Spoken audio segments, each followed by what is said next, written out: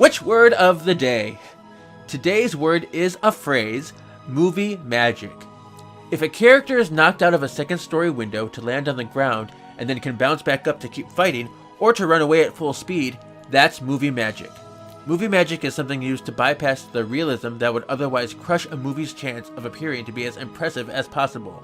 It's a way to keep the reality of a situation from interfering with the movie in a logical manner that might derail things in a big way.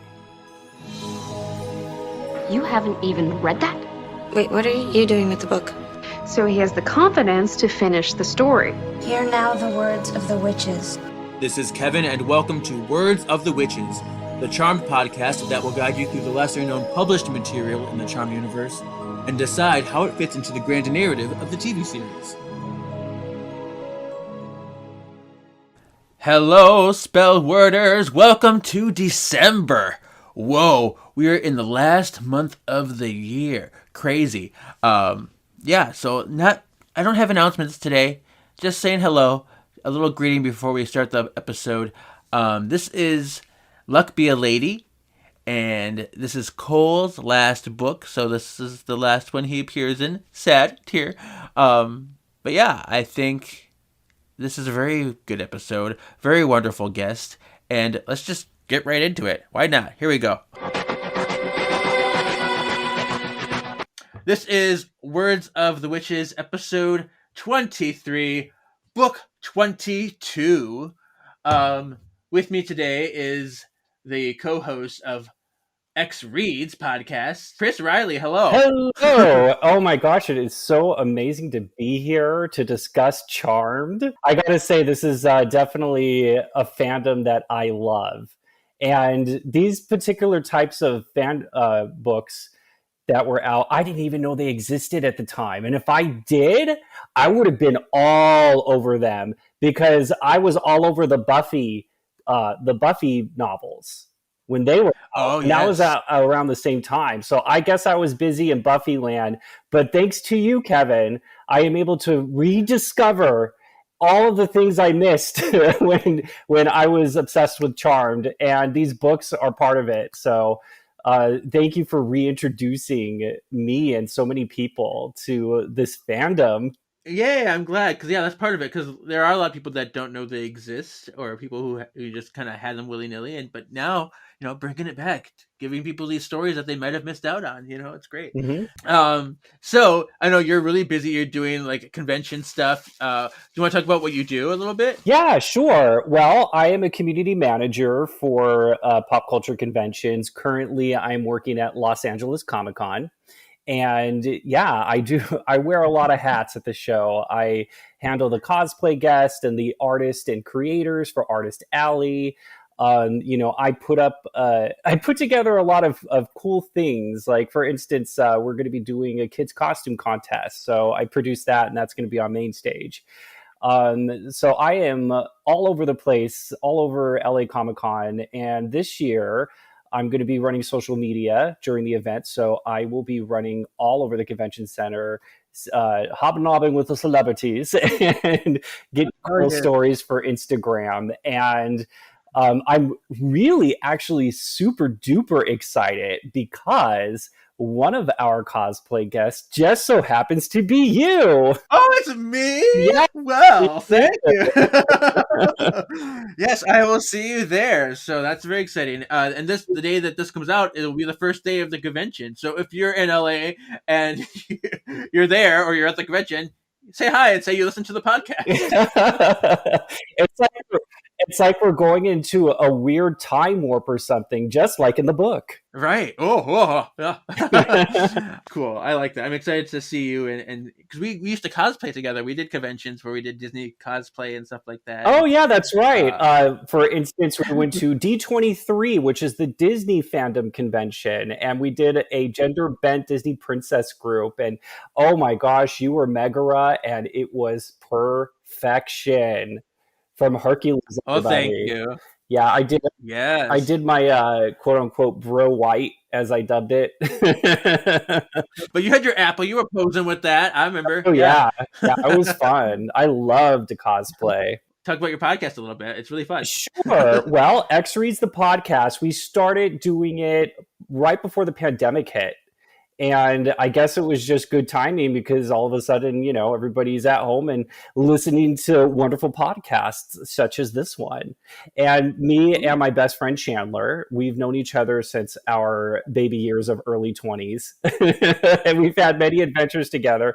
And one day we just said, hey, you know what? Like, we love X-Men. Why don't we just have fun and do a podcast about it?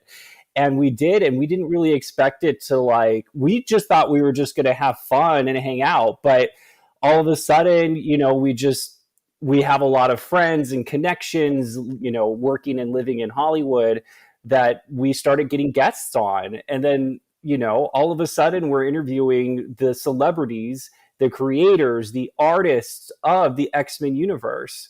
So it's been a very exciting adventure and a fun ride. And I mean, just recently we did an episode with Cal Dodd, who was the voice of Wolverine from X-Men the Animated Series. So iconic, and in that moment, or in that show, we recapped issue number 1 of Wolverine by Frank Miller.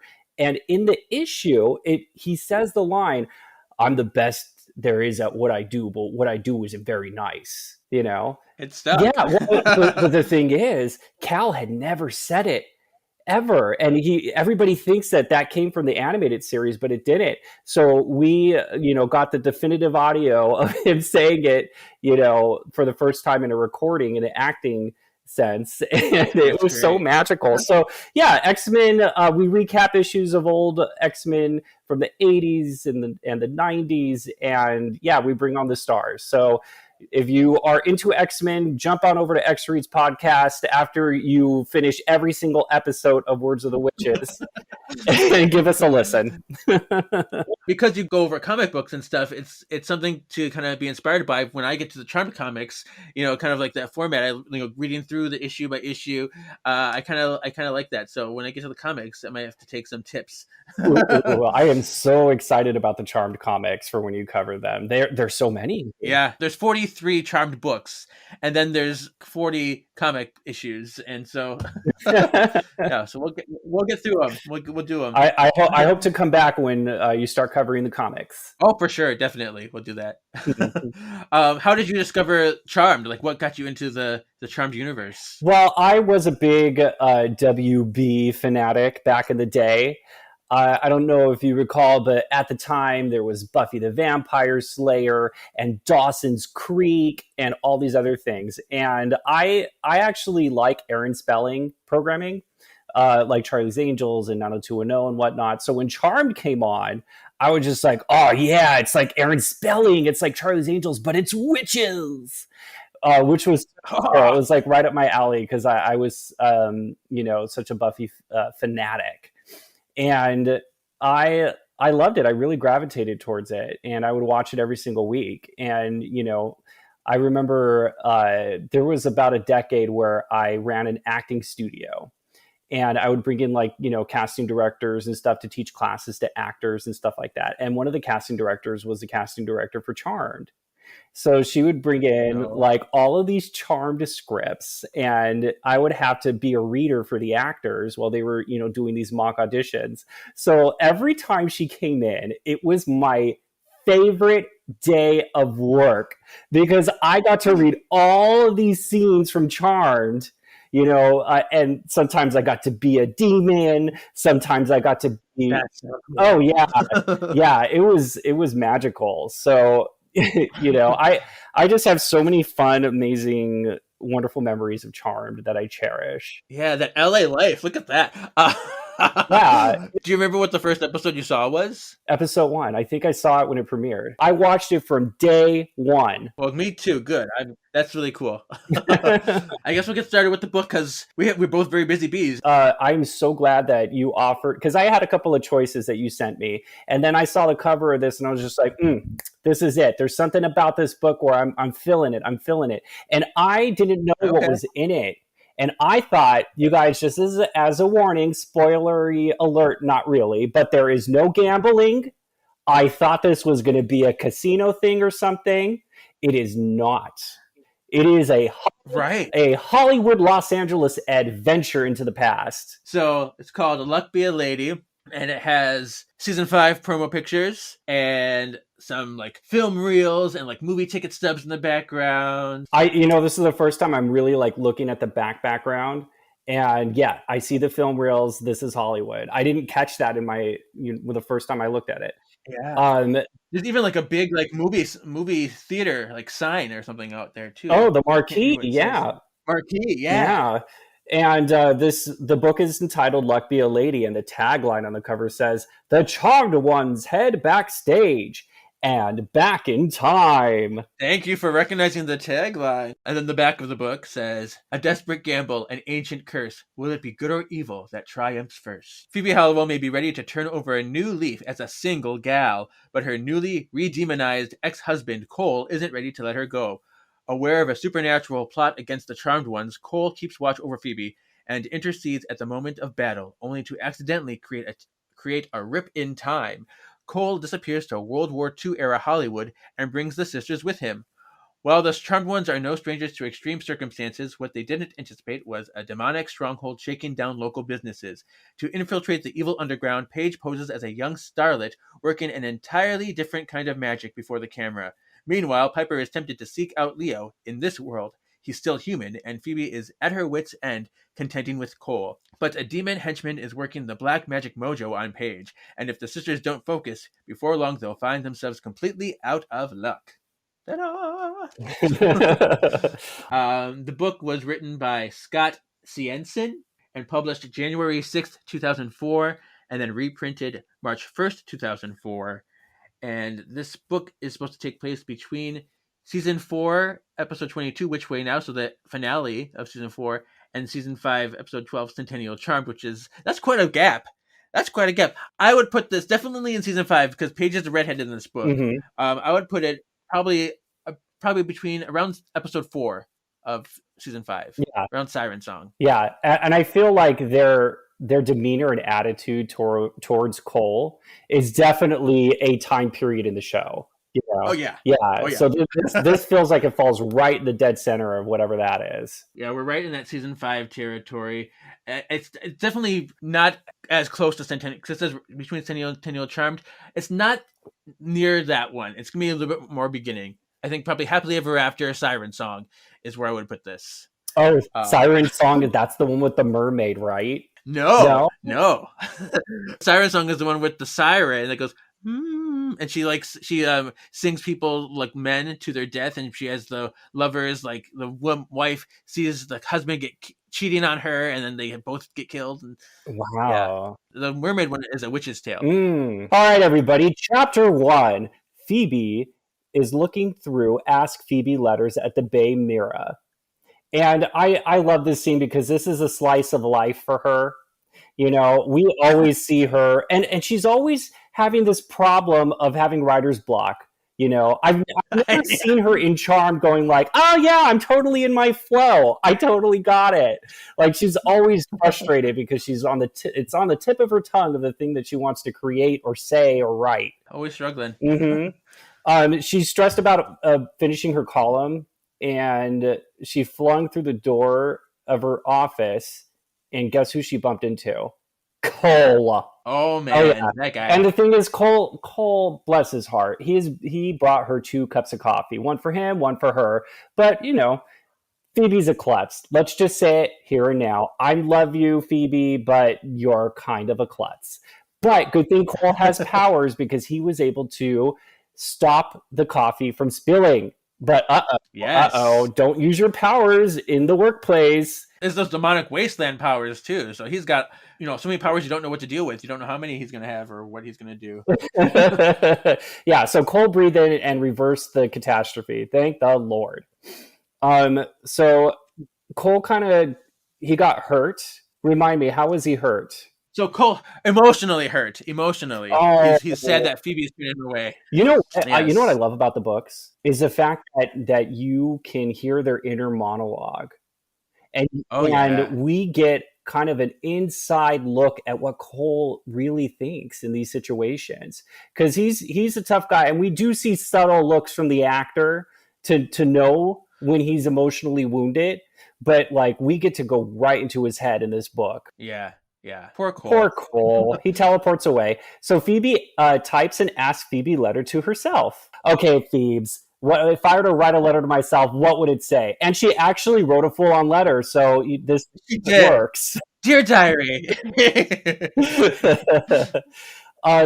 So again, Phoebe's a klutz, bless. She slips on the wet floor outside of her little office, and there's a bunch of, reporter desks around, and she grabs onto one of the desks, so that she doesn't crash onto the ground, and it's her coworker, George.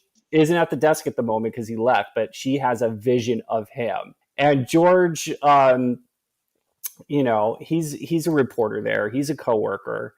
He knows her well. But he sees that he is going to be killed by a group of demons. Oh, gasp. Shock and amazement. Yeah, so she's like, she's trying to get herself back together, but she notices off in the distance in the office at another reporter's desk, there's two shadowy figures, and they look mystical because they got weird little eyes. And they are trying to look through some other reporter's computer looking for information. It turns out to be Mr. Psy and Mr. Tremble. So they watch Phoebe from the newsroom, and they take pride that they orchestrated the reporter stumbling upon their demon crime bosses, as well as their luck that Phoebe got a premonition. Psy and Tremble have the power to manipulate both good luck and bad luck. Yeah. Yeah. I was immediately thinking about the leprechauns after that. Like reading that. These are demons that have kind of like the power of the leprechauns. They're like evil version of leprechauns, I guess. Mm-hmm. I don't know. Mm-hmm. Oh gosh, that just gave me a flashback. Here's some trivia about me. The first time I moved out into the world, I lived in this frat house type environment, and I lived in a guest house with a roommate. And it just so turns out that he was an actor, and he booked Charmed, and he was the faun when the leprechauns and the fairies, and they all had the apocalyptic episode towards the end of the series. Oh, okay. Yeah, he was the faun. Oh, very fun. A fun faun. Yeah, he was. It was pretty epic to see him in the show and be like, dude, you were in Charmed. That's cool. Chapter 2. Piper and Leo are at P3 having a 40s themed night to keep up with their competitor, Destiny Lounge. And it's dead at P3. Nobody's there because apparently Destiny Lounge is doing something even better. Well, Destiny Lounge, Leo didn't catch on, but they did a theme night for the 60s, and it was super, super popular. But the reason it was popular was because they were shooting a reality show there. And so all the actors and the crew, the extras, filled the place up.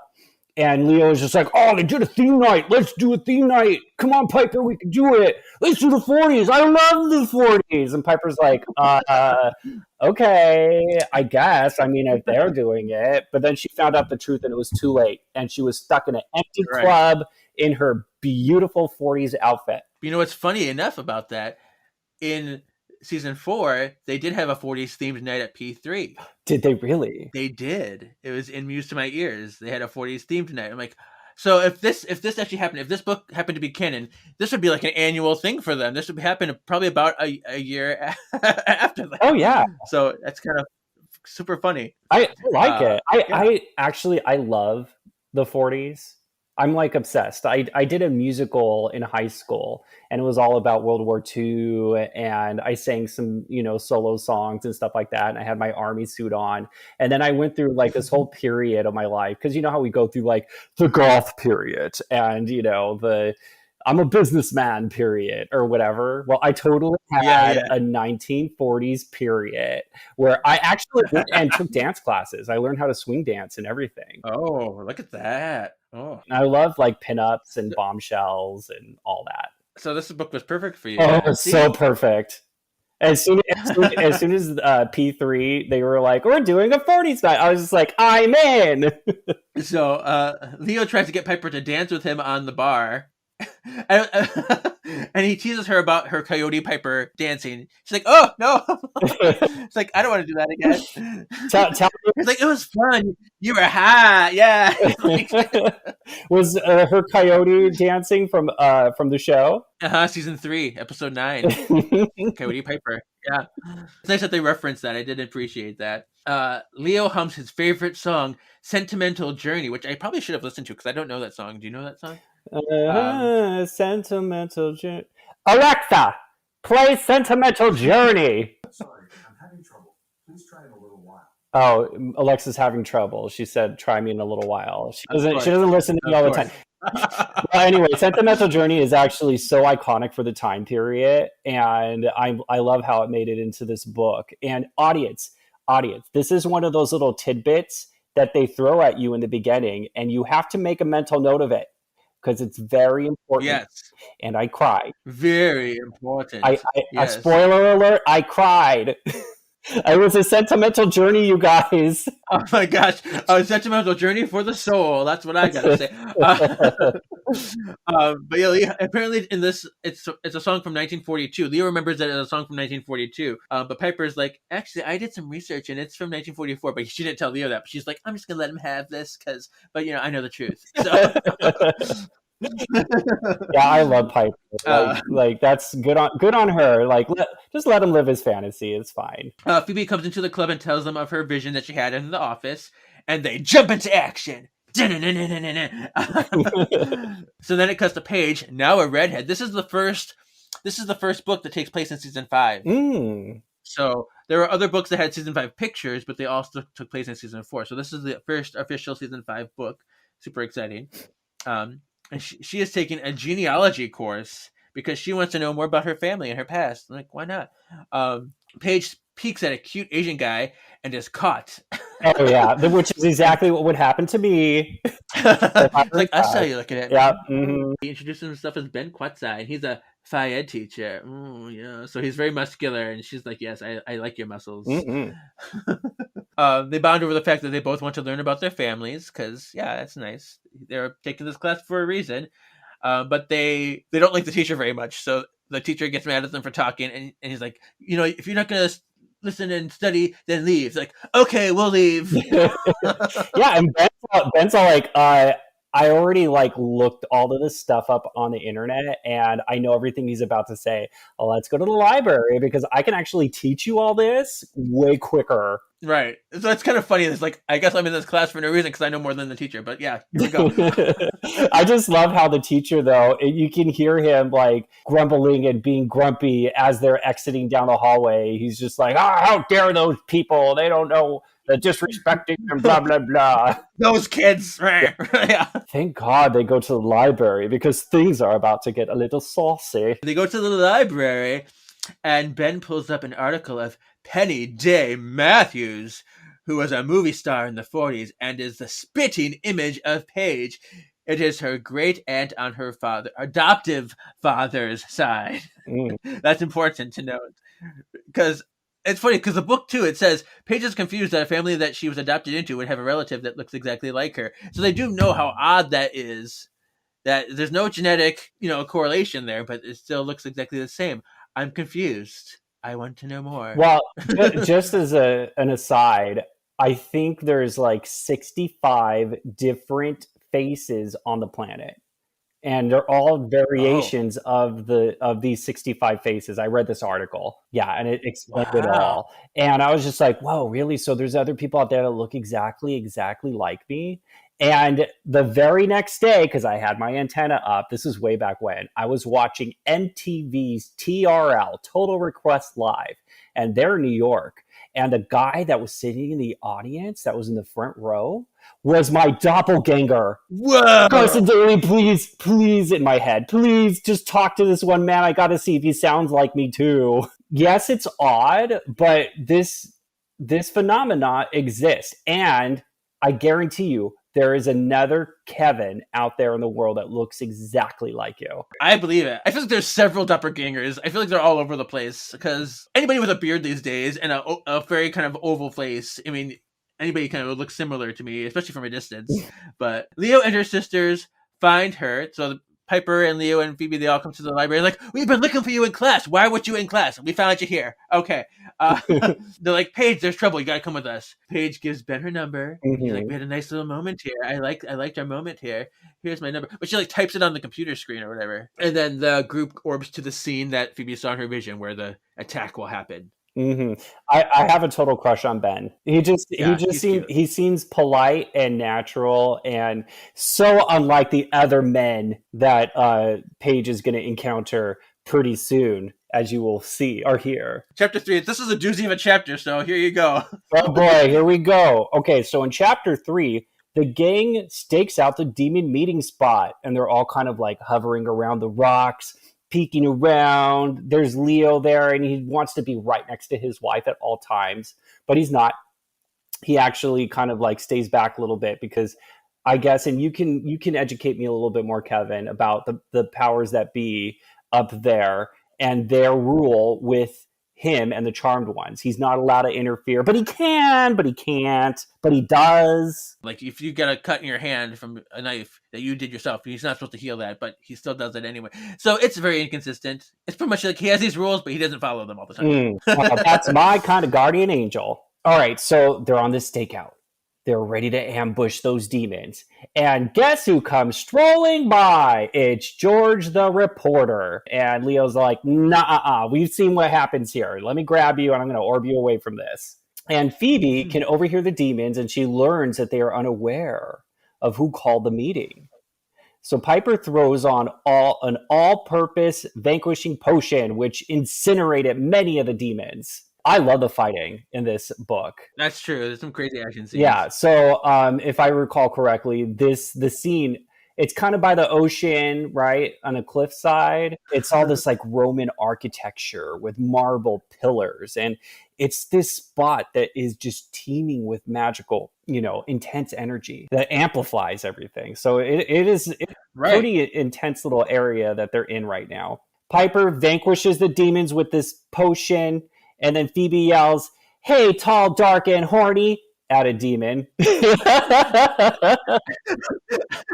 put that in there because it made me laugh. I'm like, oh, of course you would say that, Phoebe. I gotta say, the writer does like a bang up job of portraying their voices, because as I'm reading this, I am hearing the actresses' voices in my head flawlessly. That's true. I did get a lot of the characterization. Oh yeah, so that's good. So kudos to the author. So the sisters, they're continuing to fight, and Leo, he actually ends up in a cave and was confused because he did not intend to go there. Dun dun dun. And he comes to find out that George the reporter isn't George at all, but it was a decoy in the form of Mr. Psy. That Mr. Psy. Oh yeah, but you guys, it's fine. George is okay. They didn't actually kill him. They gave him like 3 flat tires on the way to this magic location. So he's off somewhere calling AAA, tapping his toes, waiting because in 2004, they didn't even have smartphones back then. So he probably had his flip phone out and he had to look up the AAA number from a piece of paper in his glove compartment because that's what they did back then. That's true. Oh my gosh. George, you're safe. Leo, on the other hand, is trapped, and Mr. Psy threatens him with a scavenged dark lighter arrows. Ooh, and those dark lighter arrows are awful. If you get stung by one as a white lighter, it's poison, you're gonna die. And it's nasty. It like gets into your skin and it infects everything and turns it all gross and green. And your veins are like. Leo does not want to get pricked by one of these arrows. But it's a dark, not again. It's a dark lighter arrow. So this is where I'm going to defer to your expertise, Kevin. Mm-hmm. If Mr. Psy accidentally tripped and fell and pierced himself with one of his dark lighter arrows, would it be poison to him? No. So he'll feel the pain of a regular arrow, but it wouldn't be poisonous or anything like that. So interesting. Yeah. All right. So Mr. Tremble, Mr. Psy's partner, he's back over there with the Charmed Ones at this altar thing on the cliffside by the ocean, just fighting off the Charmed Ones. And he knew the Lord of the Outer Dark, that they were draining their powers the more that they fought. But they would not be able to handle it. So all will be destroyed. This is insidious, okay? The more they fight, the more they put their powers out, the more that they're getting sucked, the more that they're empowering the demons, and they don't even know it. It's like, right, because like they fall down, but they come back up. They keep being revived and stuff. yeah, so. it's kind of like the whole Hydra monster thing from Hercules. You cut off one head and then two more pop up, and it's just like this never-ending battle that you can't win. Well, that's what's happening to the Charmed sisters. It is terrifying. Mr. Tremble did not want to risk Paige orbing them out because that's kind of like the fail-safe. If they orb out, then this whole plan is done. So what does he do? He takes out a pistol and he shoots Paige in the face. It's a Mr. Good shot. Oh my gosh, but he's not a great perfect shot, thank God, because it just kind of grazes her skull and it knocks her out unconscious. He only wanted her out for a little bit because he wanted her to wake back up because they needed them to do a power of 3 spell. That was part of their whole goal. So he just wants to take her out now until it gets bad. Exactly. So guess who appears? Cole. And he's right behind Tremble, Cole! Catching him off guard. And Cole unleashes a fireball, but trips before he could aim at Mr. Tremble. And Mr. Tremble escapes to escalate his probabilities of luck. Piper calls for Leo to no avail. This is my favorite. Leo! Leo! It's just like, I used to always just mimic that all the time back in when Charmed was on the air. Yes, it was one of those things. Like, heal me! Where are you? Leo! Like, anytime something went wrong with my friends and I wanted something to pop in and fix it, I'd be like, Leo! And, like, everybody would look at me like, what are you talking about? We don't even know anybody named Leo, Chris. There's no Leo in our friends group. You just don't watch Charmed. You don't understand. You don't know my life. So Cole joins the sisters and they bring a recovering Paige to her feet. They're like, get up, girl. Get up. We got teams to fight. You cannot be on the ground here.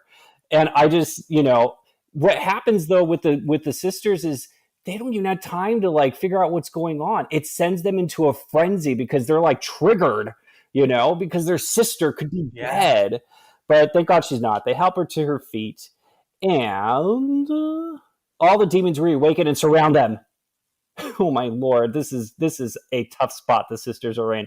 Paige is too weak to orb, and Cole offers to get them out, but Phoebe stops him because she is convinced his powers are evil.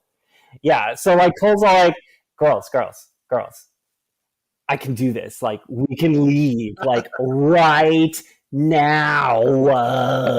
Phoebe, just take him up on the offer. Come on. Now, Cole, your powers are evil. We're not going to use them. We're just going to stay in the center of this ring of demons that all want to kill us. Ugh. It is typical because she was very much doing that stuff. She was all like, no, Cole. Although in this situation, I feel like actually Phoebe might have agreed to take them. She would have been like, oh yeah, we're in danger. Let's go. But she was very antagonizing of Cole in that whole season. So we're back with Leo in the cave, and he starts fighting hand-to-hand combat with Mr. Psy. Thank God, because he can't go against those arrows. So, but he can take him on in a fist fight. So he has a theory that his powers will only work if he is touching Mr. Psy, because that's how he got in. He can't orb out of this cave, so he's got to touch Mr. Psy. So Leo headbutts Mr. Psy, knees him in the gut, grabs his arm, and orbs the hell out of there. The Chardoms are quickly becoming overwhelmed, obviously. Phoebe insists that they try the Power of 3 spell before they allow Cole to get them out. And the Power of 3 spells, for anybody that is literally listening to this for the first time and doesn't know anything about Charmed, which, get on it, people. Yeah. The Power of 3 spell is like the most powerful spell in the universe of Charmed, and it can take on anything. They say the spell just as Cole notices Leo coming back and he sees the energy emerging off of the sisters. He knows that this isn't supposed to happen and begs them all to stop the spell. Stop the spell, you guys, stop it. Because their eyes go white. I'm sure there's probably one of those wind fan effects where their hair is blowing everywhere. This is the Avatar state happening right now. Yeah, or when Willow does Dark Willow and hulks out. Like, Yeah. Yeah, from Buffy. Yeah, it's the same thing. And, we have to remember this is all part of the trap. This is exactly what those demons wanted. They wanted that power of 3 spell because this is how they're going to kill them. What happens now? It's too late. The girl's eyes, they're glowing, and the magic swirlwind was engulfing everything with Leo's support and guiding energy. Cole uses one of his many powers he acquired from the wasteland and created his own energy vortex around the sisters, hoping to take them someplace safe. And at this moment, like, Cole is using his psychic, like, telepathic abilities on Cole, and Leo is saying, take them somewhere safe. Even this little tiny bit of a spell, this little telepathy, is amplified 7,000 fold because of the magic emanating from the area, the altar that they're in. The spell that was incanted took a safe space from his mind from way back when. From his memory. From deep down. So now Cole, he enters the vortex as the demons were overloaded with the power and they were destroyed. They all went into the portal and Leo's left alone. He can't sense Piper at all and he panics. Like, he literally tries to, like, sense her because he always can. Of course, that's part of his white letter abilities. He can sense anybody he's in charge of. Yeah, but now Leo can't sense her at all. Not even on the planet. Not even anywhere in existence. She has disappeared. Yes. Oh my God, that was a long chapter. So, Chapter 4, the sisters and Cole arrive in what looks like a World War II battlefield with Nazi soldiers and guns, and they are on a beach like situation as well. So it's like, is this the same beach? I don't know. But we hear "cut" yelled, and a man in a megaphone scorns them for ruining his movie. It caught me. I was fooled. I was fooled for the portion of this first chapter of, like, oh my God, they went back to World War II and they're in the middle of the battlefield and they're going to be caught in between Nazis and everything. But nope, we're in Hollywood. Hollywood. Yes, totally. That's where we are. And the group, like, okay, we'll get off your movie set. We're going to go. And they go to the boardwalk, which is just outside of their studios or whatever. And then they start to, like, put the clues together. They start looking around. They see the people dressed in funny outfits. They see some signs for, like, war bonds and stuff like that. And they're like, oh. And then they hear the radio station. And that's what confirms it, that they're traveled back to 1942. Okay, great. I loved the author's description of the fashion of the time. Like, you could tell they really delved into the research with it and implemented every 1940s World War II like reference of Los Angeles culture of the time. It's great.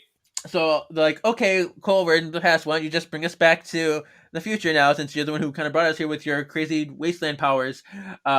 He's like, I've been trying to get back this whole time, so I realized I can't because we're in 1942, and this was the year that Balthazar was human. I was human in this year. What? Well, I have to know, is this one of those rando things that was just in this book alone, or is this part of the canon? It's so random. It's not canon at all. It's so, Phoebe had been a demon for over 100 years. It's all I've ever known. If that was true, this would not have happened. He would, unless he's ashamed of it. Because Phoebe's like, why haven't I known about this before? He's like, it's a long story. And they never explain it. I'm like, no, you can't just throw this in here and not explain it. Yeah, apparently Balthazar was human in 1942, and then in 1943, he got his powers back. But we have no context about what happened. Yeah, we're missing a piece of that puzzle. But because he's human in this, he can't use his powers. He inhabited his 1942 body, and he has no way to use his powers in this world, in this time period. Like, his powers are taken away. His ego is probably, completely deflated. The last book was a Phoebe and Cole book, so we get into Cole territory a lot. Mm-hmm. I consider him like probably the most tragic character of the show. So, yeah, it's a sad time for him. Cole and the sisters form a truce because I guess they're in this together. They have to figure out a way out together, so they decide they're going to work together. And considering that Cole was the only person that lived at this time that they're with, he can be their guide. He's going to be their guide and show them what's up. So they take like a bus to this lobby of a glamorous hotel. So they go to a pawn shop to get some money for the hotel and stuff to sell their jewelry. And And then they realize they still don't have enough money to pay for this hotel. So Cole's like, I'm going to use my past and future knowledge and do some seedy stuff and make some money for you, and we'll be fine. So then he returns after a while, and they check in. Phoebe woes that Cole will always be part of her life now, for better or worse. She's like, you're never going to leave me alone. This was the chapter that they were talking about World War II rations and things like that. And I didn't know this, but at the time, there was no green in fashion. It's like using it for the war outfits and stuff. Exactly. Yeah. So, chapter 5. The sisters look to get jobs and blend in so that they can get by while they try to figure out a way home. Now, the reason they do this, which I think is actually ridiculous, because it's like, come on, Cole is going to go out there and give you money, but they are so dogmatic about their moral compass that they refuse to be beholden to Cole. And they say, no, you know what? You can go off to the mobsters that you know from this time and get your own money and do all that and stuff. Fine. You know what? I'll even let you pay for our hotel room because it's glamorous and it's kind of expensive. So go ahead and do that. But after that, I'm getting my own job. I'm getting my own money, and I'm going to fit in however I can until we figure this out, because we might be here for the long haul. Piper begins to think about Leo's stories and the life he must have lived at this time. Oh, how romantic. She recognizes a hip drugstore that Leo mentioned it and drags Phoebe inside. Oh my gosh, it's Starbucks. Oh my gosh. Because the way they describe it is like, oh yeah, all of the like wannabe Hollywood people come in here and try to get discovered and stuff like that. And in Hollywood, to this day, if you go into any Starbucks, it is filled to the brim, every single seat and table filled with people at their laptops writing their screenplay, kind of looking around, you know, trying to be discovered. Like, I'm so cool, I'm writing my screenplay. One person's going to come up to me and talk to me and offer me a role in their movie. I know it. So Phoebe meets a woman named Chloe and is intrigued by her necklace. So they're in the diner now.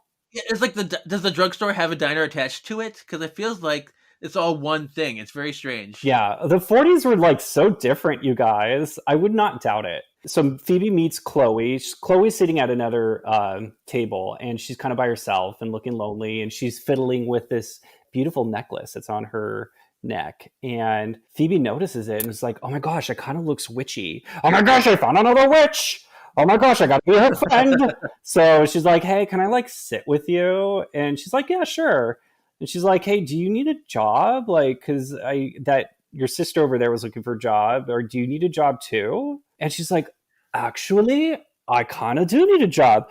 Okay, great, girl, because I just got hired over at Osiris Studios in the wardrobe department, and let me tell you, if you walk in and say hello, they will hire you.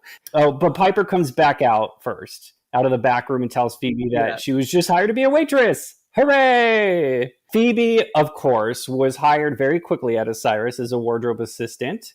And Oscar is this dude who owns the studios and oversees the films. So Oscar's kind of like an important guy. So she meets with him. And on set, Phoebe saw the leading lady walk on and was stunned to see that it was Paige. But Chloe tells Phoebe that's actually Penny Day Matthews. She's not a big star yet, but she has that star quality. And if you recall, audience, Penny Day Matthews was seen in the newspaper clipping that Paige and Ben saw in the library at the college in the future. Yes. They're present. So they begin shooting, and Penny is the queen of melodramatic acting. So Ned Hawkins arrives on set and harasses the cast and crew. Oh, Ned. He's a jerk. He's one of those egomaniacs that thinks he has power over everybody. So Phoebe thinks he is likely a luck demon. Yeah. Penny didn't sign up to deal with the likes of Ned and tries to make a break for it and quit the production. Chloe wants to change her mind, but it's no use. I came here. I thought it was going to be magic, and it's completely not magic. I'm done. I'm out. Chapter 6. Phoebe tells her sisters about what happened. with the production stuff. Cole stumbled in after, beaten by demons in this time, and he confirms that Ned is actually one of the demons. So they caught him, they beat him up, and now he's like, don't mess with us. Cole realizes that the Hawkins brood, I love how they call it a brood, because that's a big X-Men thing. Yep, there's a whole brood saga and everything. Yeah, but yeah, the Hawkins brood in this book are a race of demons that exert physical pressure on the world to accomplish their means. They generally always get a sense for what's happening and get their way. So they kind of like can read the scene, they can sense things, they can do like the luck algorithms of things, and they can kind of sway things one way or another. In the X-Men universe, we also have luck characters like Domino, who's always going up against Deadpool, and Longshot from the Mojo universe. Ta-da! Cole suggests Paige go undercover as Penny. So Chloe is in on the undercover ruse they're going to do. So Chloe's going to be their helpful person, and she acts as Penny's assistant. She assists Paige in a way where if Paige can't remember somebody's name or what their job is, she'll chime in and be like, "Oh, hello, Mr. So-and-so publicist.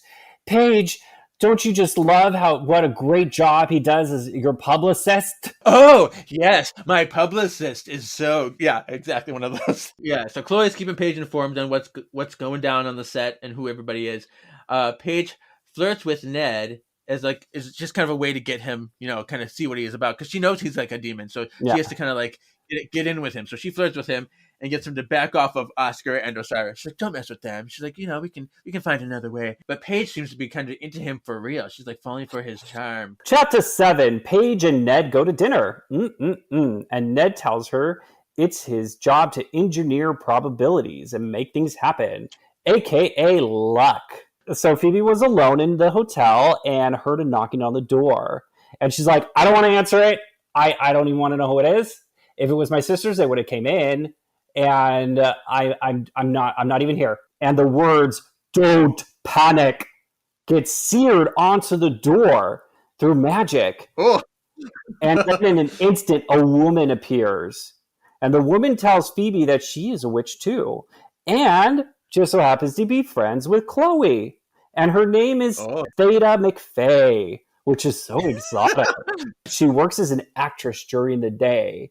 And in my head, I had this like Betty Page meets Vampira type of type in my head, because she has the sexy garments. She has the black as night hair and the bangs and everything. So Theta conjured several scrolls and spells on them to aid Phoebe against the danger she felt. Theta is just like, look, use these scrolls. They're going to help you out. Trust. Cole is spying on them, and he's doing it from the window. So he's looking like a total creeper. So now, all of a sudden, there's this goat demon creature that appears and comes after Theta. Cole, he's got this like crimson dagger that's, kind of beautiful but very dangerous. Throws it into the demon and it explodes. Theta prepares to battle Cole, stating that she has unfinished business with him. But Phoebe says, hey, no, look, Theta, just trust me.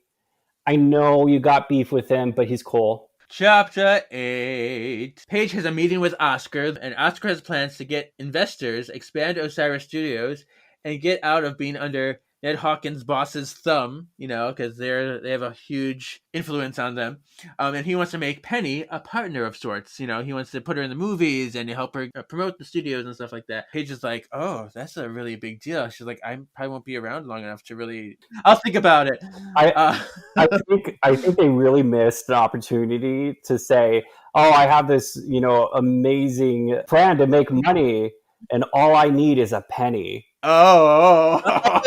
Yeah. Isn't it funny that her name is Penny, which is the same name as their grandmother? Graham's name is Penny. I love that actress, by the way. I used to Jennifer Rose. I love seeing her as Lwaxana Troy, Deanna Troy's mother in Star Trek: The Next Generation. She's done a lot of stuff. She pops up everywhere. If you keep your eyes peeled, like, what a great character actress. I believe she's no longer with us. Rest in peace. But she's still alive. I'm sorry, I killed you. Oh man. She's on Twitter. In the X-Men world, I co-produced a Comic-Con panel, the X-Men Surprise Fandom Party. And one of the people that we brought on was the actress who played Emma Frost in the X-Men. Vanilla Hughes. Yes! And it was Fanola. I know. And guess Yes. Fanola Hughes plays on Charmed. Mama Patty. Yes. Yes. Oh my God. We got to gush about it. So, oh my gosh. Yeah. What a magical thing. And I love, the Charmed X-Men crossovers. There's one other one that I can think of. Who? Lee Allen Baker. Yeah, who did the voice of Jean Grey in X-Men Legends games. Was also Hannah Webster in season 1 of Charmed. Oh, cool. That's awesome. So Piper takes the bus to the Hollywood Canteen, which was another place that Leo often mentioned to her. And it's kind of like a very club. It's like a 1940s club. And Piper walks through the crowd and is stopped by a man asking if she was there to audition to be a backup singer, which made me laugh because when I think of Holly, she's like the Allison Hannigan of Charm, so she would not be a singer. In order to get into this club, you had to be escorted by a man. Piper's not about any of that. That thought of waiting on a man to escort her in is revolting. So when you put that up against like, oh, am I going to get in because I'm quote unquote auditioning for something? Oh, okay, I don't want to do that. Piper meets a young serviceman who she notes is in Leo's division, and she wonders if Leo is actually here. So she kind of looks around, but then she gets called to the stage. She's like, all right, I guess I got to sing that. So she stands in front of the mic, and then she freaks out and runs away, which this was very similar to something that happened in Charmed. Yeah. It was Paige in Sense and Sensibility where she gets to go up to sing, and she actually loses her voice when she was about to sing, and she has to run off the stage. Oh. Back at the hotel, Paige fills everyone in on Oscar and Osiris and what the movies are planning, what the demons are doing, all that jazz. Cole thinks Ned wants in on his deal. So the reason why Ned and all his gang are up in this movie studio so much is because they want to use it as a magical artifacts trafficking system. Basically, these magical items that they have are so powerful. Yeah. I mean, you're talking like the Rosetta Stone. So Cole has some ideas on how to proceed next. Chapter 9.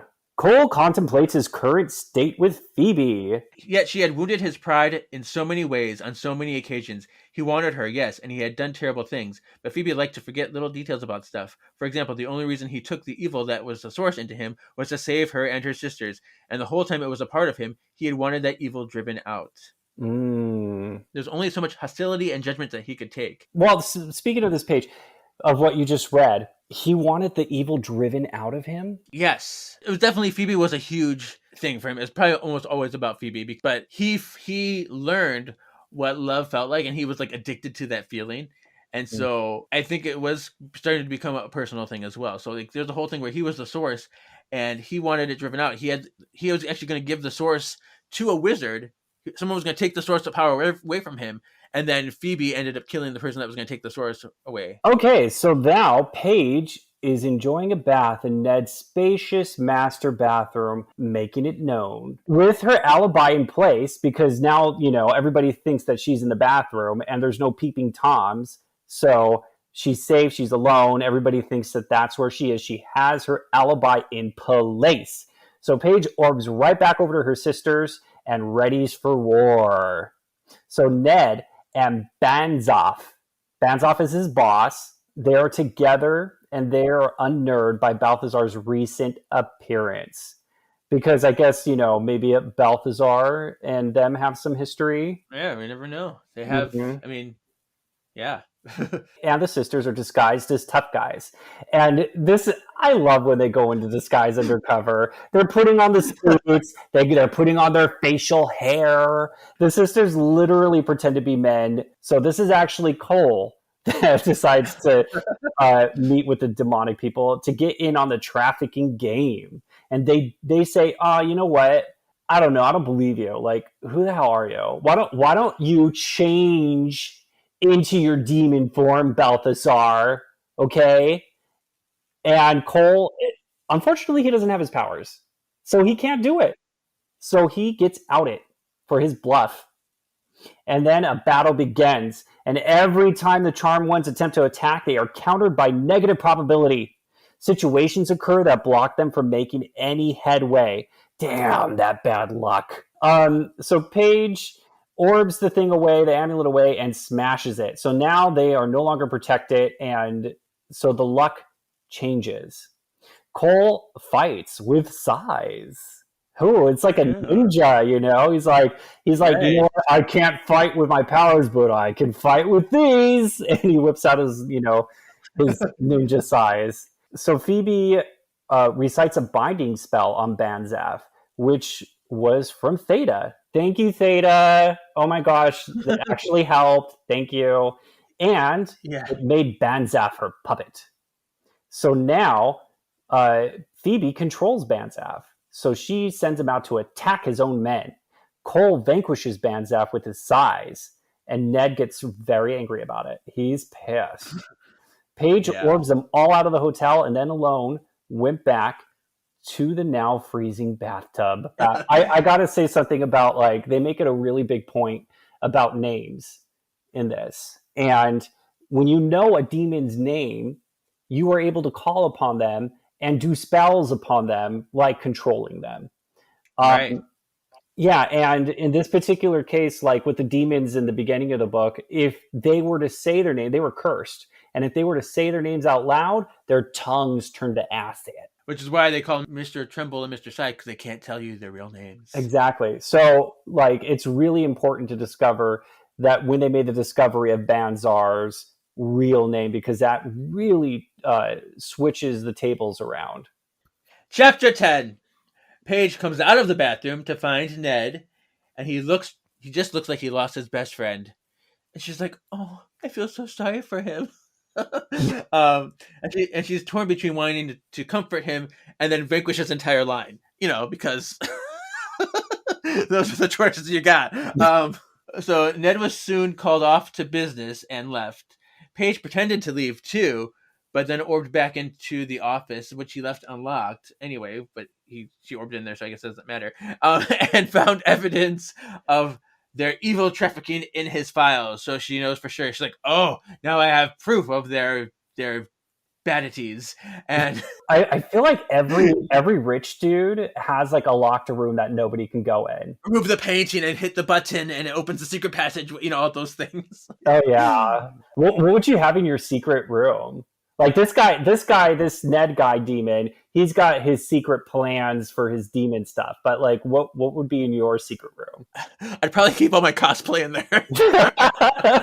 Like on mannequins and everything, like in the back cave. Yep, all in their own little case. That's where I would do it, because I'm like, I need room for that stuff, So yeah, Paige finds the files, and while she was doing that, she turned on a desk light, but then she forgets to turn it back off.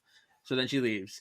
Piper goes back to the Hollywood Canteen in hopes of seeing Leo, because she's like, if I'm stuck in this time, this might be the only way I'm going to be able to see Leo again. So Piper notices, she actually sees him. She kind of sees him in the distance, far off in the distance, so she never gets close. But she decides that she's going to get on stage and she sings Sentimental Journey. Yeah. And the whole place, the whole place stops to listen to her. They're all like enamored, like, who's this woman? And Piper felt happy knowing that this moment will always be a part of Leo forever. She's like, I'm touching his heart. I'm touching, I'm making a moment for him that will stay with him for his whole life. I know. I cried. I really cried because it just really brings the story, the love story in this book. It just wraps a bow on it so tightly. Oh, yeah. Yeah. I love that moment. What a sentimental journey, you guys. Chapter 11. Ned and his thugs came and beat up Cole, leaving him unconscious. Oh, boo. So Paige is, there's a rap party now because the movie's over. Paige, she says goodbye to Chloe because she knows that this is probably going to be the last time that they ever see each other. And it's sad because Chloe was cool. Can't Chloe come with them? Can't Chloe come with her? I mean, like, she'd have more fun in present day. She would. So Paige turns down Oscar's offer, but tells him that Theta will probably fill in for her. Oh, how convenient. That's actually a great referral. Like, hey, look, I can't do it, but this other badass actress who you know and love, and I love because she's a witch, can do your thing. Okay? And he's like, Exactly. oh my God. Yeah. It's like, I love her. So Ned says goodnight to Paige and leaves. And when the party has ended and all the guests have left, Paige and her sisters orb back inside of the warehouse and they wait. Ooh, they do a lot of stakeouts, don't they? They do a lot of like, ambushes because this is a planned ambush. Uh-huh.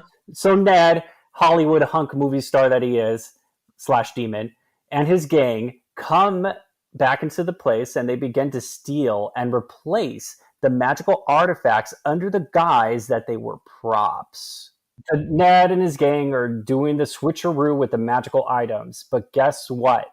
It was a trap, and they were soon captured. Cole kneeled beaten at Ned's feet. Ha ha. Ned revealed that he left a trap set for Paige to find his evidence too, so that he could know truly that she was a witch. Cole mouthed to Phoebe, "Jacket, pocket." So, and Ned was about to stab Paige, but Phoebe stopped them by saying that Cole is her ex and she would like to beat him up a little before she dies. You're not going to kill him, not until I beat him up first. Whack. Yeah. And they're like, that sounds good to me. Like, I'm a demon. I'd love to see that, you know? It's so funny. Phoebe is the best at distractions. The absolute best. Yeah. Not only will you get a distraction, you're going to get a humorous one. True. So Phoebe goes up to Cole, punches him, and then takes 3 potions out of his jacket pocket. So Phoebe smashes the potions, and her and each of her sisters' feet just smashes them right at their feet. And then the mist rises, and it gives them strength. Oh, here we go. The last chapter. So the Charmed Ones fought. They're fighting, and they're winning. They're doing good. They're also delivering like quips like the Mighty Morphin Power Rangers movie. Yes. Have a nice trip. See you next fall. Like, I don't know. Ned can't believe his bad luck and why he's losing, and wonders what did you do, Cole? So the demons cast these crazy spells. They cast a rain spell to make it rain, which actually just caused storm clouds to follow them instead. So it's been like, now every time they try to cast a spell, it ends up reversing to them. A bodybuilder demons cast a tornado spell, which ended up sucking them in, and they spun around the whole studios, and then they came back out wearing dresses and makeup. Yeah, it's one of those very comedic, like it's almost like a Disney scene. And then Ned was getting mad, so he began a spell. Because all the demons have been bested. They all leave in, and he's like, well, this sucks. I'm going to get you. And then he does a spell, and then the whole building collapses. And starts to crash in on itself. And Ned and his gang are stuck inside while Cole and the sisters escape. So great, you're so smart. Cole reveals that the vials that were in those potions were bad luck potions, which canceled out the bad luck mojo that Ned was already putting on them. So it was kind of just like did a reversal effect. Cool. But in reverse, it's like when you get Uno and you get the reverse card and you go, ha. Yes, everybody Uno, everybody play. They want to tap into the power of the magical artifacts that were confiscated and use that magic to send them home. That was their initial plan. But now Cole's like, oh yeah, we could do that, but I forgot to mention that if you do that, the magic that they're supposed to do provide throughout history will be gone, and it'll change the world that you knew. So maybe we should do that. Like, oh, now you tell us. Come on, you want to keep those magical items and use them for the benefit of humanity of however you want to, and there's like a lot of power, so come on, can't we keep them? So yeah, the world you go back to will be different. And Cole is actually wearing one of the artifacts. He's wearing a pin that gives him like spidey sense. He can sense when danger's approaching, and then it kind of goes off. He's like, my spidey sense is tingling, and then Ned erupts from the rebel in a rage. He's like, I'm so mad. And Paige is like, I'm going to take this magical sword and I'm going to stab him with it. She like sneaks up on him and she's like, hiya! Which upon using it, because you're not supposed to touch it, you're not supposed to use magic with the items, so upon using it, it caused cataclysmic disaster! Of course. I just love how Ned's all like, oh, whatever, that's not going to work on... Right. Yeah, swords always work, buddy. Yeah. So things are just going real crazy right now. So they're like, all right, well, let's say a power of 3 spell to restore Osiris Studios and put things back in place because this thing is probably that I just stabbed him with is going to destroy it again anyway. But let's just put it together. Do you remember Mary Poppins? Yeah, Do you remember like when they had to clean their room? spoonful of sugar. That's the spell. It's also kind of like the spell that they use a lot. That the object of objection become but a dream as it cause the scene to be unseen. It's kind of that thing is like reversing back to where it looked all beautiful and glamorous. That one a lot of times made things disappear, but there was that time where it like restored the conservatory to its beautiful state and not a mess anymore. So it's one of those type of spells too. I wish they had that in the X-Men universe because let me tell you, like if there's a odd sound in the other room, Colossus's metals up and he will just crash through the wall and make a big giant hole in the wall like Kool-Aid Man and go, what's the matter? And guess what? Somebody's got to fix it. But if they had the Charm Sisters and this spell, everything in the X-Mansion would go back to normal. Sentinel. Oh yeah, it's so easy. Right, easy. So now there's lots of destructive power emanating from this sword, and so it's gonna like destroy the world or whatever. But then all of a sudden, this giant Galactus-style god of luck comes by. Speaking of giant sentinels, right.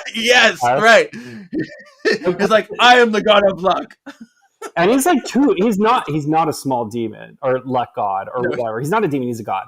He is not a small deity. This guy's like 2 stories tall. Giant, yeah. And he's like quelled the sword's power. He's like just holding. He's like, I got some business here before this does stuff. I need to do some things. And so he announces that Ned and the gang will be cursed, and they'll be called the Lords of Outer Dark, which were the people from the the beginning. So interesting. And then that Ned will forever be known as the man who ruined his people, and he carries Ned away. I guess because they were using luck to like in a bad way, and so you've been shaming the luck and what it stands for. And so yeah, that's what it is. And Piper, she's like, hey, while you're here, you want to stop that sword from like exploding everything and tearing the world apart in half, and also send us home because why not? Doesn't hurt to ask. I just like how he's like, yeah, I guess she helped me out. I'll give you a boon. Oh, yeah, I can do that. And he's like, there's your portal, have fun. And then Cole decides, he's like, you know what? You guys go. I'm going to stay here and make sure that these artifacts do the things they're meant to. I'm going to make sure that they do that so history isn't changed for you. All of a sudden, Tom, the prop master, appears. he was like literally just introduced, and I swear to you, I thought he was in the pockets of these demon mobsters. I thought he was going to be Ned's lackey. But what happens, Kevin? Right. Yeah, he's actually a white lighter here to protect Chloe because Chloe's his charge. Yeah. I was only introduced in the last chapter, but here I am. I was so grateful that you guys came here because it really helped me do my job easier. And Cole's all like, but I wanted to do the job. But the Weiler's like, nah, I got it. And he's like, well, I guess I don't have a reason to stay here anymore. So now Cole and the sisters walk through the portal home. It cuts back to the present before they get there. Leo is noticed by Sai and Trimble. So Leo is still sitting where they were taken, where they first disappeared. Just like, okay, what am I going to do? And Mr. Sai and Trimble are like, there's that white letter. Let's go get him. And so they're about to fight. And then the portal reemerges, and they come out. And Trimble and Sai are like, oh, man! This isn't supposed to happen. So the sisters perform the vanquishing spell. One of Theta's, another spell that Theta gave them. And they perform a vanquishing spell on them. And then Cole turns to Phoebe and asks her if there's hope for them now that he did, that they work together. And she's like, ask me again in another 60 years. And Cole's like, you cut me deep. I'm going to, and he sees Piper and Leo like loving each other and embracing each other. He's like, I'll go then. Bye. Poor Cole. Yeah, poor Cole. So he shimmers away in heartbreak. Yeah. I was going to say, but Paige is fine. She's all like, I think I'm going to call Ben. Remember Ben? I remember Ben, and I still have his number. So she orbs back home and she's gonna call him, and then Phoebe is left alone on the beach, and she's like, I'm content. I'm just gonna walk along for a little while, and that's the end. Yeah. Wow. Oh my God. That book was so up my alley. That was everything. The bombshells of the 40s and the whole era and the music and also the style and the fashion that I loved. And I loved everything about it. I love the Hollywood aspect. I love that it was all about the behind the scenes of Hollywood. Yeah, I mean, it was a cool time. I did like this book, but it wasn't what I was expecting to see. I was expecting to see a few things that would have made me like it more. Like what? I would have liked to see more of like Leo's story, Mm-hmm. because we're actually in his time period, to kind of see what his past was like in there. See some of what happened before he got into the battlefield and his like just chilling stuff. Would have liked to see some of that, because we never got that in the show either. Mm-hmm. And I wanted to see Paige's undercover stint be more fun, and maybe have Penny still be on the scene, and she could actually see some of that family, learn some of her adoptive family history there that she really wanted. Pretty much Penny goes away and we just take her place, but we could have gotten more insight into that. Yeah, that would have been nice. There was a fun scene where Paige does ham up the acting. She films a scene for the movie, I think. Mm-hmm. I pictured the scene in Charmed Noir where she's in that and she's like, "Do you look like Lana Turner?" But she's like, maybe I'm crazy for cops, tough cops that'll wrench your heart. I was having very Charmed Noir moments, which was fun for me. The zoot suit stuff. Mm-hmm. Yeah, I want Ben to come back in the books. Like, I don't know if the books are all the books standalone. Yeah, they are. I mean, they take place in certain periods of the show, but they are kind of standalone. Yeah. Then we're never going to see Ben again. That's it. I'm writing my own fan fiction. And you can read it on Words of the Witches. Yeah. I was kind of having a hard time grasping what was happening a lot of times. I don't know if I was just being dumb or the state I was when I was reading it, but I was just like, I had to reread a bunch of things over just for me to understand what was happening. Yeah, well, they had to the author did a lot of description of the time period, and I feel as if the other Charmed books probably don't have as much descriptors, because they really had to paint the picture of the era. So a good chunk of the book is painting that picture. I thought it was nice. I thought it was a fine book. I liked it. I liked other ones more. It wasn't my least favorite either. So it was a nice middle of the road book for me. I thought Cole was actually kind of like the star of this book, which surprised me, because he was like the one that was like making everything happen and being the guide. And, and I thought Leo was pretty good in this book too, even though he wasn't barely in it. When he was in it, I'm like, oh yeah, you go, Leo. Mm-hmm. I wanted more Theta. I thought Theta was a badass. Oh, and so exotic. Like, I want to know more about her. Yeah, she was kind of only there to like here's my spells. So she could have, and she was a missed opportunity too. She could have had a lot more involvement. Mm-hmm. Mm-hmm. I have some notes. Oh, why do Cy and Tremble act like they know what Phoebe saw in her vision? Sure, they could have planted that vision, but I don't think would have guaranteed exactly what she saw. Yeah. So Balthazar was human in 1942, and the fact that the only explanation that is given is that, it's a long story. You can't introduce something like that to the lore and not even try to back it up. So I'm like, Well, in the X-Men world, we get some of that too with Wolverine. Like, Wolverine's really old. So like, here's his story about when he was in the 70s. And it's just like, then they never go there again and it's never mentioned again. And you're like, wait a minute. Yeah. I mean, it's interesting how they do that in the fictional worlds.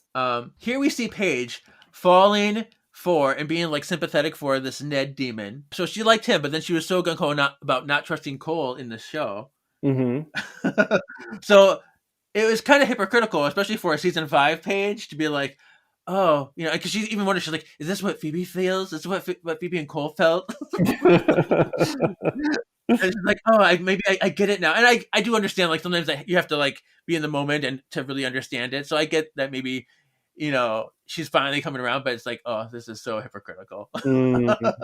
I did think it was weird, though, too, because they have this whole romantic thing where, like, I like you, we have, like, we love each other. But then it doesn't mean anything in the end. There's no intention for it because she just like stabs him willy nilly. Like, oh, I thought there would be more of a conflict with herself there, or Mhm. maybe a real falling out, like a conversation. Yeah, the inner turmoil. Yeah. She's like, I forget I ever loved you. Okay. And what's interesting about Ned is because he kind of acted like he was like in love and really cared for Paige too. Hmm. Oh, and he felt grief for his boss, Banzaf. He felt kind Yeah. of like sad for him, which I find unusual because demons don't usually feel emotions like that. They don't feel love. They don't feel grief. It's Uh, just whatever to them. but it did describe in the book how Ned was always acting, always, Aha. and That's true. but not only that, when like you're a method actor, like I don't know, remember Jared Leto or whatever was the Joker? Yeah. He was so method actor about it. Like he would play pranks and like leave dead animals like in the dressing rooms of his co-stars Oh, wow. and things like that. He did like, I think he did that to Will Smith or whatever. But anyway, like when you're that intense about your acting craft, you could be projecting thought processes onto your psyche in a kind of not healthy way.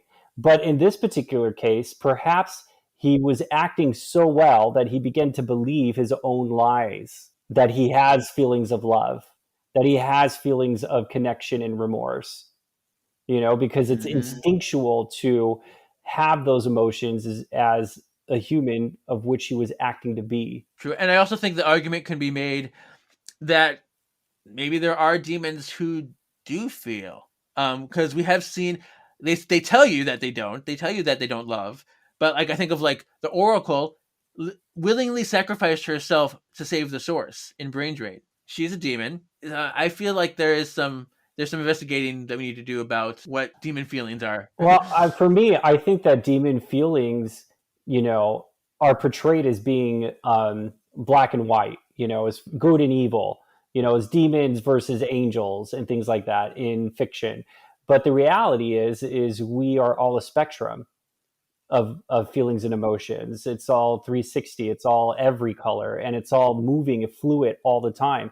And sometimes we have more empathy and sometimes we have less empathy, but we all have a general baseline of who we are and our personalities.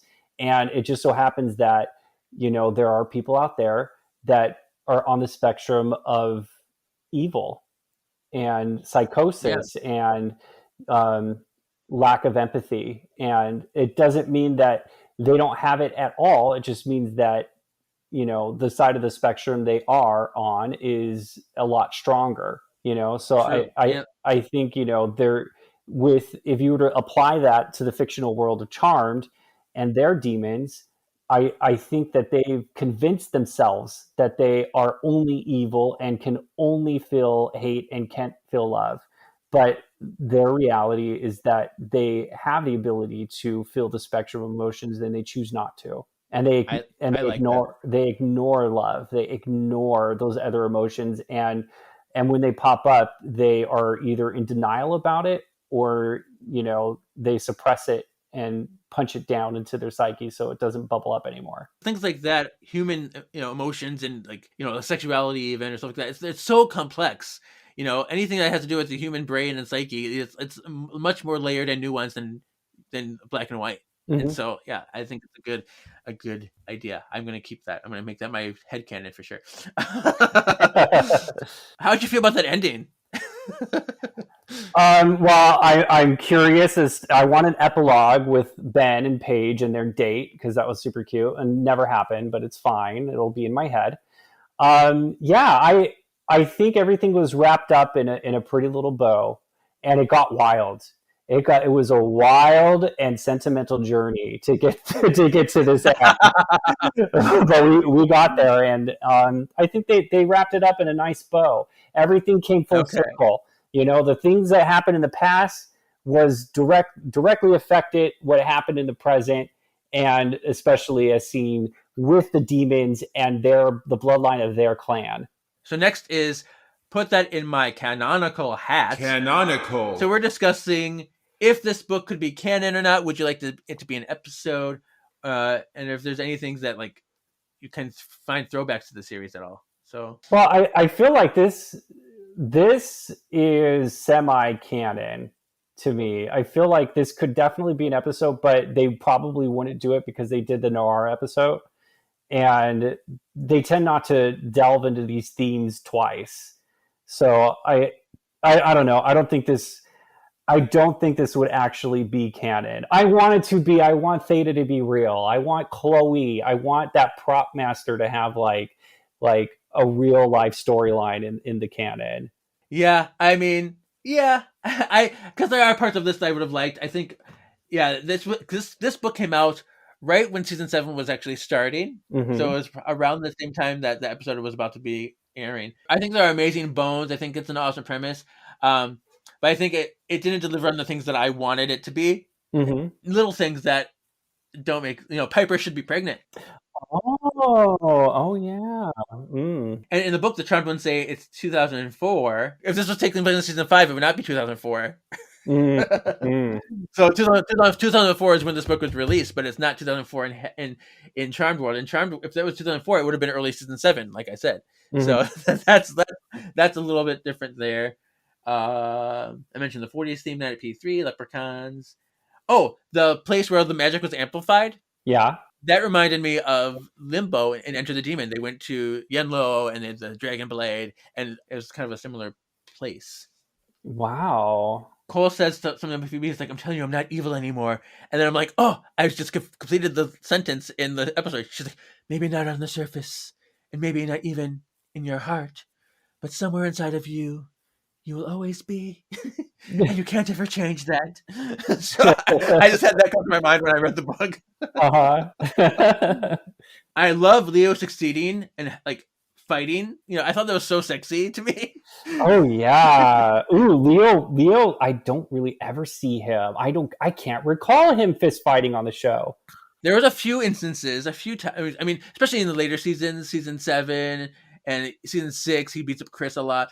But the first time I remember it happened is in A Night to Remember, where they go into the Middle Ages and see Paige's past life, and he swords fights with a guy, and Piper's like, "Leo, I gotta say, I find the side of you very sexy," and it's true. So I liked seeing that in this book some more. Yeah. It was badass. This book wasn't. A lot of the books do this. They have the sisters go to the past and have their powers active in the past, which is against lore, because when they go to the past, they don't have the powers. They don't have access to the powers, and every time that we've seen it.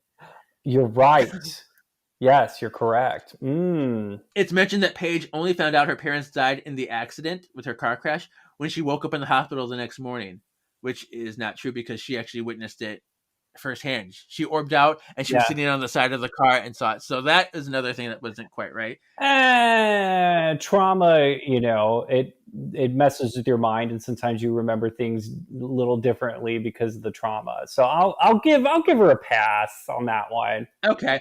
I guess the next thing is rhyme time, where we read the spells that were featured in this book. Should we try a spell? Why not? Let's try a spell. In the wind, I sing this rhyme. Bring death before me, before my time. You've really got to lay off the rhyming, Brew. Wonderful. Witty, but wordy. I did the rhyme. I will do the time. Good night. Oh, this is my favorite part. So the first one is to vanquish the lords of outer dark. It's a power of 3 spell. And it says, demons in darkness cloaked, by the power of 3 will see you croaked. Awful. That's awful. But I do. But the author mentions that Phoebe winces at her bad poetry there. So I'm like, okay, at least the author knows how bad it is too. But yeah, that's not good.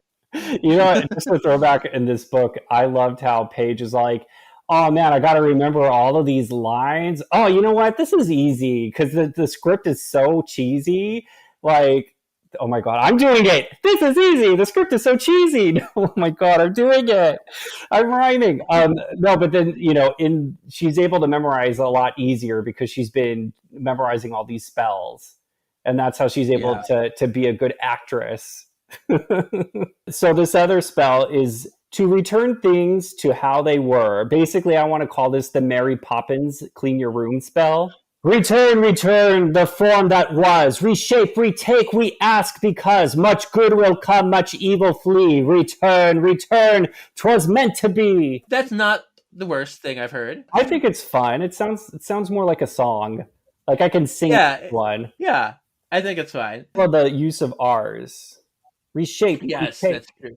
Yeah. Alliteration is very important. Yes. Mm-hmm. The last one is another vanquishing spell. It's the Vanquish, sigh and tremble. In darkness and in light, you evil we will fight. As you have doomed so many souls, the spell will blow you full of holes. Nah. I laughed at this one. I thought it was funny. I just because to me in my head it was like, in darkness and in light, you evil we will fight. As you have doomed so many souls, the spell will blow you full of holes. Like in my head, it was that. Okay. Like it's all like Terminator. It's that intensity. Yeah. Okay, I get it. But it is a really it's an odd use of language there.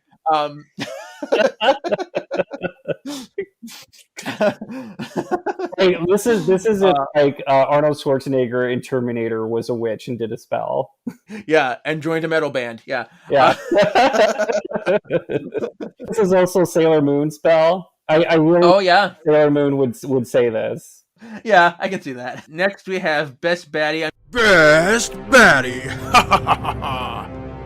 We had 3 bad guys in this book. Can you also count society of the time period as a bad guy? Because that's kind of prevalent too. The men and their misogyny and all that. The greatest villain of all. That's what society is number 1. That's for sure. For my Best Baddie rankings, number 2 is Mr. Sigh and Mr. Tremble. They ranked pretty high on my list just because I think that the way that they orchestrated everything and the way they planned everything was really kind of smart and insidious. And then their luck powers were kind of cool and different.